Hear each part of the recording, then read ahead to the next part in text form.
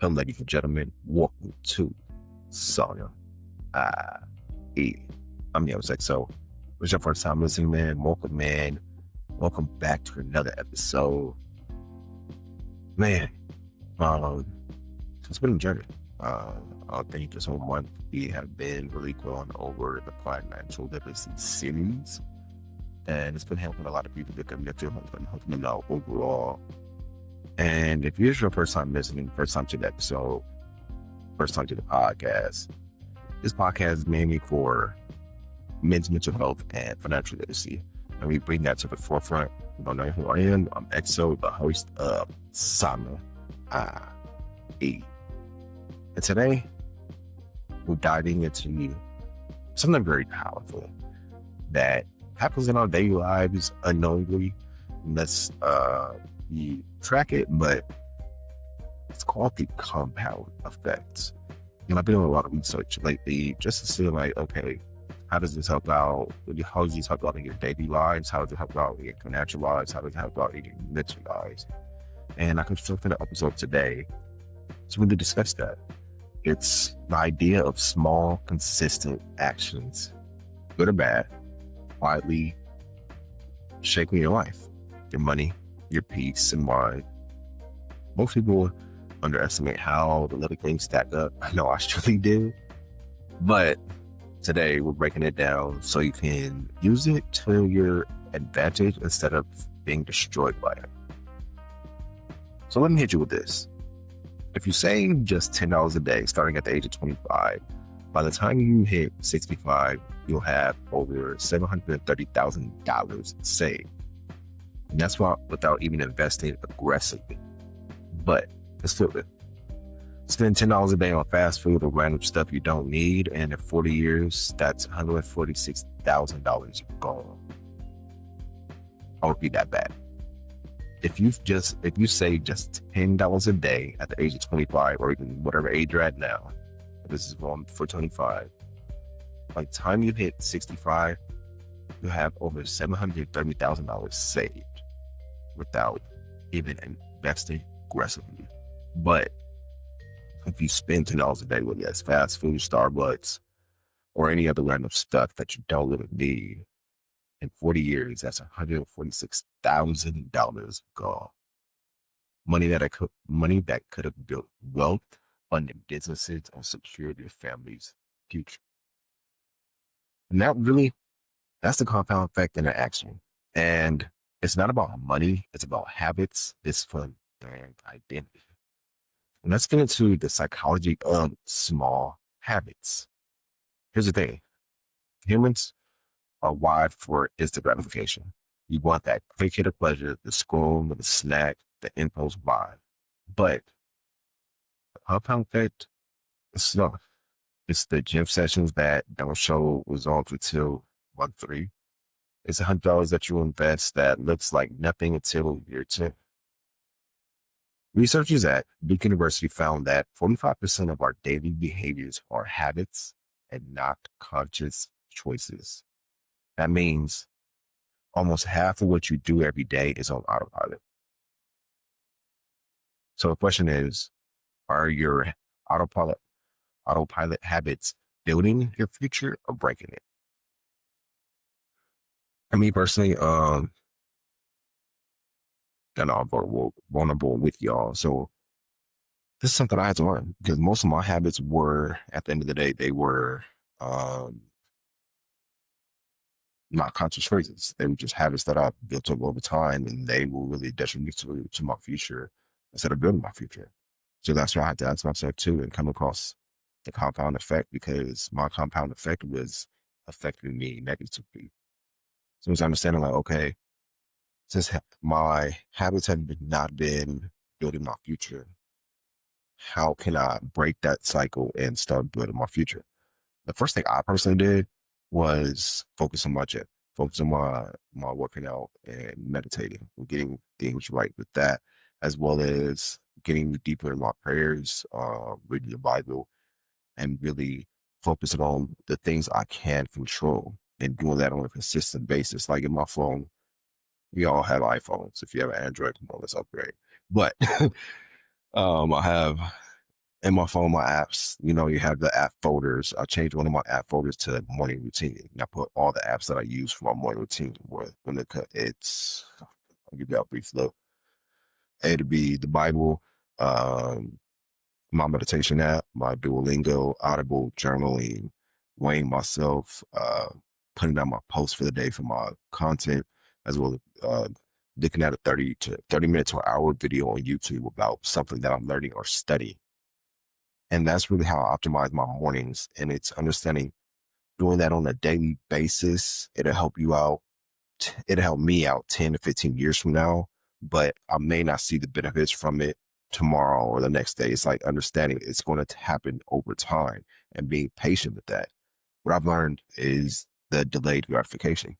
For me, I'm pretty sure like a lot of us, we're all into that instant gratification. We want the results yesterday, but it's understanding the delayed process of what you're building and what you're doing, because it's building those habits and it's building that mindset that you need to attain what you need to attain in the future. But I bet you're thinking how the compound effect shows up in money. And let's get practical with this. There are three main areas where the compound effect either builds you up, breaks you down financially. The first one is saving and investing. Regular small contributions beat one-time big efforts. For example, investing $300 a month at an 8% return grows over to $1 million in 40 years. But debt compounding works against you here. A $5,000 credit card balance at 20% interest with minimum payments can trap you for decades. And the third one is spending habits. That daily $7 coffee or $20 DoorDash habit, that's $1,000 drained every year. Compound interest doesn't care if you're disciplined or reckless. It just multiplies whatever you feed it. And that leads me up to the mental health connection of this, which is financial stress hits hard when the compound effect is working against you. A survey by the American Psychological Association found that 72% of Americans report feeling stressed about money. And for Black men, I was going to take time specifically, that stress compounds with cultural pressures to provide, succeed, and not live broke.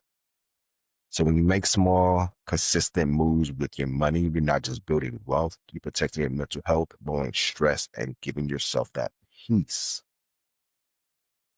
So let me teach you what I learned about how to leverage the compound effect in your life. And that would be start small and stay consistent. Don't aim for perfection, aim for consistency. $5 a day. You all got $5 a day to invest. And $5 a day invested beats $0 waiting for the perfect time. So start now, start today, start investing as soon as possible. Just put in $5 a day easily. Number two would be automate the good. Set up automatic transfers to savings and investments. Set up bill pay to avoid late fees and compounding debt. And number three would be audit your bad habits. And this is where you have to have a serious talk with yourself. You have to sit down, get a pen and pad, lock yourself in a room, whatever it may be, audit your bad habits. Write down where your money leaks daily.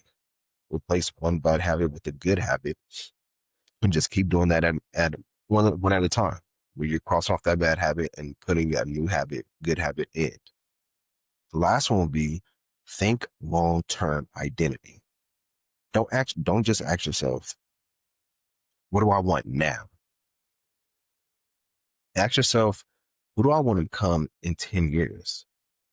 Every small habit is a vote for that future version of yourself. This is something I have to learn too, because we as majority of society thinks days, weeks, months, but the wealthy and the rich, they think in decades. So while we're like, oh, I can't stand doing this another month, another week, another day, there's other people that's thinking in decades, and that's why they're wealthy, because they're understanding like we got to put this in it's a 10-year plan. Every 10 years, are you progressing or regressing? And understanding you got to ask yourself too, whether it's a career, like, okay, I'm in this career. Do I see myself being in this career or business for the next 5 to 10 years, whatever it may be? and having that plan, because I feel like we have plans, and then, you know how they say God, everybody has a plan, and then God's plan is always bigger, and he laughs at our plans because he knows, yo, I have a plan for your life, but you don't, because he sees from the beginning, from birth to death, the whole plan for your life. So it's like, you have to understand, what is your plan? Is it a 5-year plan, 10-year plan, whatever it may be, and just think in decades instead of thinking in weeks or months, because thinking in decades puts you ahead further, and it gives you a sigh of relief, because you're like, okay, I'm going through my trials and tribulations right now, but it won't last forever. So if it's not going to last forever, then let me just thug it out. And just understanding, you got to think long-term identity. Who do I want to be in 10 years? Ask yourself that as you get rid of your bad habits. Ask yourself, who do I want to be in 10 years, and what do I have to do to get there? It's reverse engineering. Okay, 10 years from now, wherever you see yourself, okay, how do I get there? What do I need to do? What habits do I need to cut off? What skills do I need to learn? Who do I need to associate with? And when it comes to your 10-year plan, don't limit your thinking. Have a big imagination. Whatever you want in life, you could truly attain, but you really just have to write the vision and make it plain. And that leads me to our closing. The compound effect is always working. The question is it working for you or against you?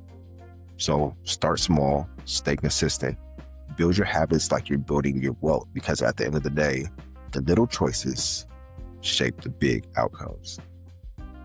But I appreciate y'all.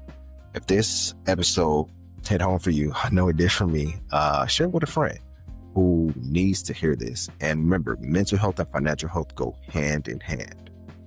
I'm XO. This is Sana E. And I'll catch y'all on the next episode. Thank y'all for tuning in. Enjoy y'all day, enjoy y'all week. And at the end of the day, it's all up to you to change your life. If you don't like where you're at right now, you have the power to change it. Don't think you're stuck in any situation, whether that's relationship, career, financial, whatever it may be. You have the power to change your life. It starts with one small habit at a time. And if you need help, don't be afraid to reach out. We'll be back with Solid I-E. Thanks.